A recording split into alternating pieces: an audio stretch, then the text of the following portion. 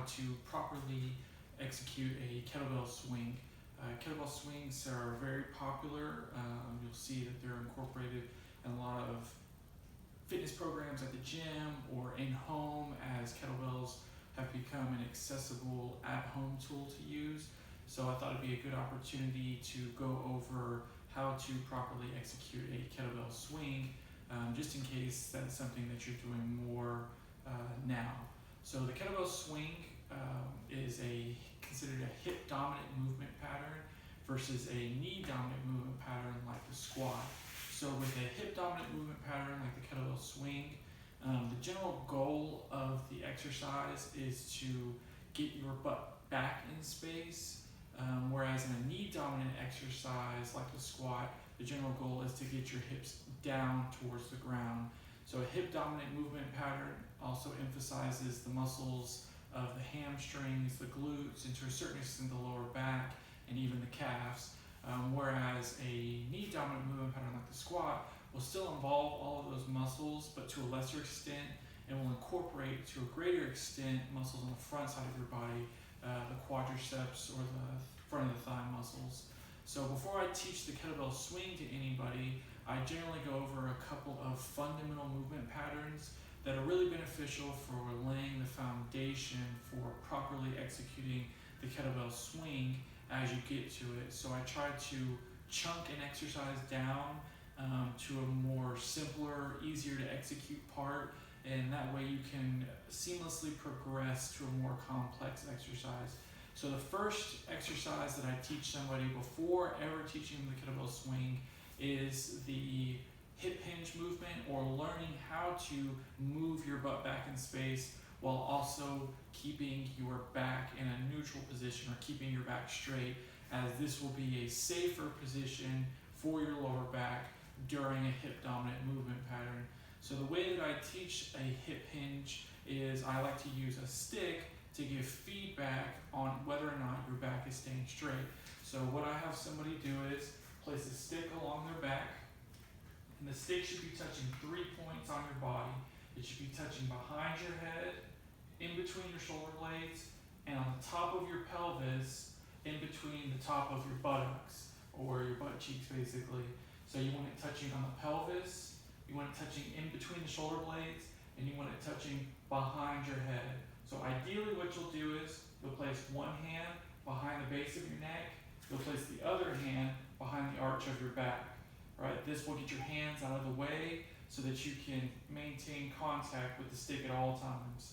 So from here, what you're going to do is you're going to get your feet set up hip width apart, so your feet should be directly underneath you. This is shoulder width apart, where your feet are about underneath your shoulders. This is hip width apart, so we want to be hip width apart so the feet are generally directly underneath our hips. Right? So from there, what you're going to do, feet are hip width apart. You're going to start by unlocking your knees. Put a soft bend in your knees. Maintaining that bend in your knees, you're going to push your butt back while maintaining all 3 points of contact. That's the most important part of this exercise, is that you're maintaining contact with all 3 points on your body at all times. So unlock the knees, butt goes back, like you're trying to touch the wall behind you with your butt. Stand back up. You want to make sure that you stop the movement before you lose contact with any point on your body, and then you stand back up. So what you want to do is make sure that the stick doesn't lift up like that. That's when you've gone too far and your back is no longer straight. So unlock your knees, push your butt straight back, then stand up. So unlock your knees, push your butt back, keep contact at all times, stand back up. Unlock your knees, push your butt back, stand back up, right? So that's the stick hip hinge drill that I always teach first before moving on to the next step before we get to the kettlebell swing. And once again, the purpose of the stick hip hinge is to teach you to hinge at your hips as opposed to your waist, or bending at your knees excessively. And then the stick helps to make sure that your spine or your back is staying straight or in a neutral position, as this is going to be safer for your lower back during hip dominant movement patterns.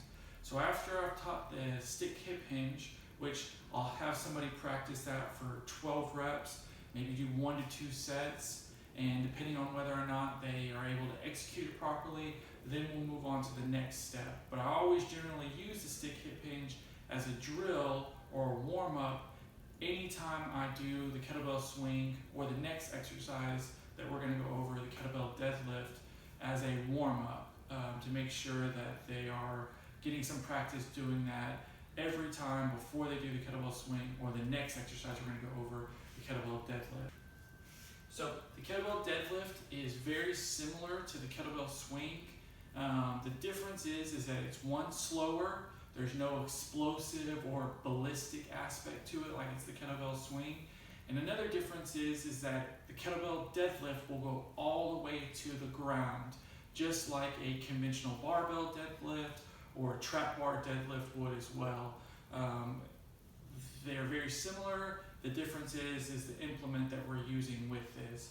So with the kettlebell deadlift, I'll show you from the side first. What you want to do is you want to set up with the kettlebell in between the arches of your feet, right? And that's where the kettlebell is going to go back to every time whenever the kettlebell touches the floor each rep. So the kettlebell will start in between the arches of your feet. You're going to grab onto the kettlebell, all right? And in this setup position, there's a couple things we want to make sure that you're doing. One is your arms are completely straight. 2 is your back is completely straight, just like if you had the stick on your back. The third thing is where your hips are at. So the hips should be somewhere between the knees and the shoulders, and this is what makes this, this is a characteristic of hip dominant versus knee dominant. If this was a squat, your knees would be somewhere near the level of your knees. Your hips would be somewhere near the level of your knees. With a hip dominant movement pattern, they're going to be higher than your knees but lower than your shoulders and behind your center of gravity. This ensures that you are using the muscles of the hip more than the muscles of the knee for this movement pattern. So once again, the setup is going to be the kettlebells in between the arches of your feet, your arms are straight, your back is straight, and your hips are up and back. So from here, you're going to stand all the way up with the kettlebell, making sure to keep your shoulders back as much as possible, and your hips are coming forward. From there, just like the stick hip hinge, unlock your knees, butt goes back, butt goes back, butt goes back, and as you get closer to the ground, you can bend your knees, but you should notice that your hips and the rest of your body into the exact same position as they were in the setup. So stand up, unlock your knees, butt goes back, butt goes back, butt goes back, touch the floor. So without letting go of the kettlebell, stand back up, all the way up, standing up with good posture, unlock your knees, butt goes back, butt goes back, butt goes back, bend your knees. So stand up, unlock the knees, butt back, stand up, unlock the knees, butt back, stand up, unlock the knees, butt goes back, stand up, unlock the knees, butt goes back, stand up. So that's the kettlebell deadlift. Like I said, start with the stick hip hinge to get the hip dominant movement pattern with a straight back.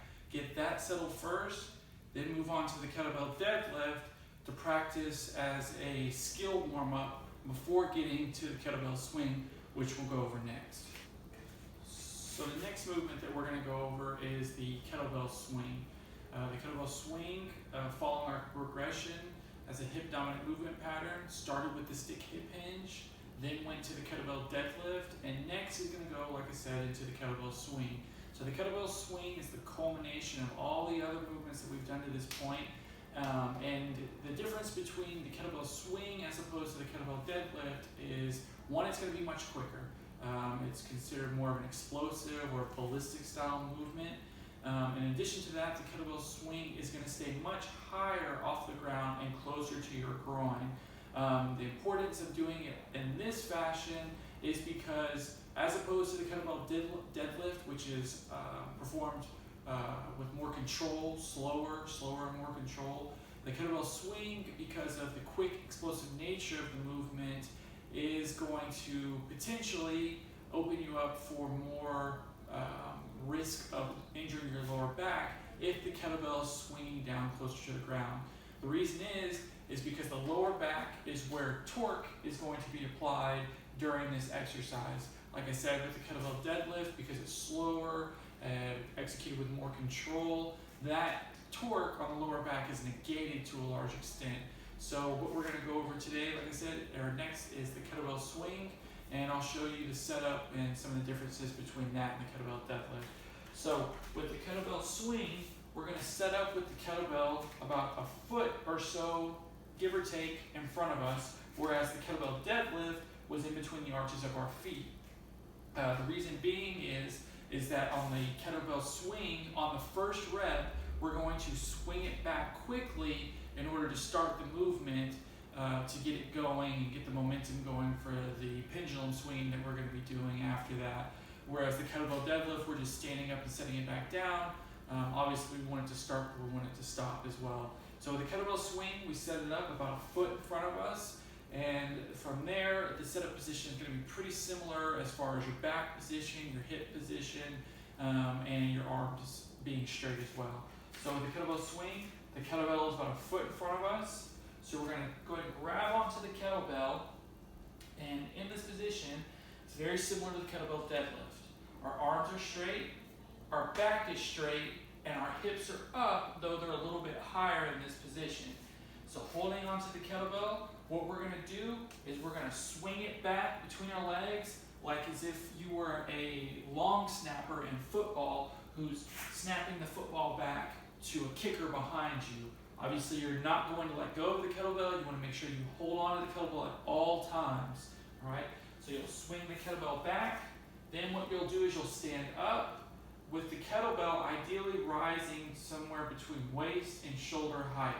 All right? The arms staying completely straight with the arms staying relaxed. You don't want to try to muscle this up with your shoulders where your elbows are bent and the kettlebell is lower than the rest of your arms. The kettlebell should always stay in line with your arms at all times, as this will indicate that you're using your hips and your lower body versus your shoulders and your arms to try to lift the kettlebell up. So you'll swing it back quickly, swing it up so that it rises to shoulder to waist height, and then on the return swing or the back swing, you're going to swing the kettlebell back, keeping the arms straight, bending at the hips, unlocking the knees, and keeping the kettlebell as close to your groin as possible without hitting yourself. So the kettlebell will swing back.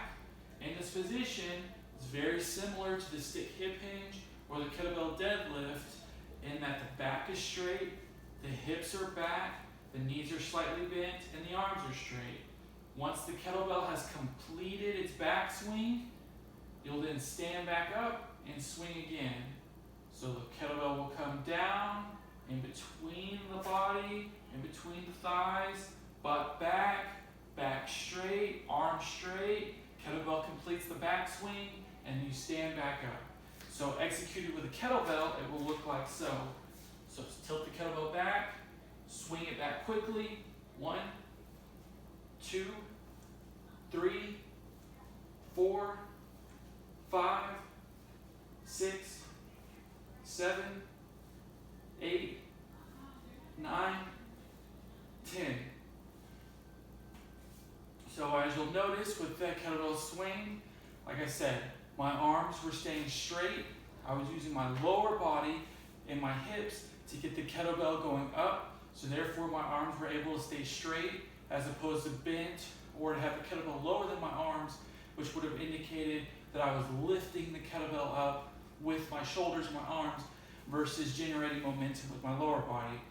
I kept my arms straight at all times. On the back swing, my knees would slightly bend, my hips would go back, and I would keep my back straight at all times. When the kettlebell completed its backswing, stand back up and repeat that consecutively until all the reps are completed. Then set the kettlebell back down where I got it from, maintaining the safe, neutral spine position that I practiced in the setup and during the execution exercise, and what was practiced in the kettlebell deadlift and the stick hip hinge. So the kettlebell swing is considered a strength endurance exercise. So it's not exactly a movement that you would do to build a lot of muscle, to try to get bigger, and it's not exactly a movement that you would do to gain a lot of strength. There's better implements for both of those, namely dumbbells and barbells in particular for strength that you would use for that. The kettlebell is a unique tool for strength endurance, especially when we're talking about ballistic type movements like the kettlebell swing.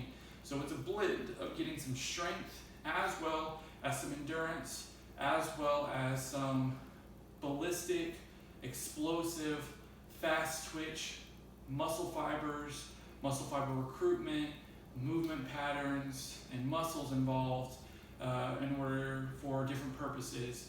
But just all around, it's a great exercise to build overall athletic ability. It's functional movement patterns, so it'll develop movements and muscles in a manner that's more parallel to how you would use your body in real life.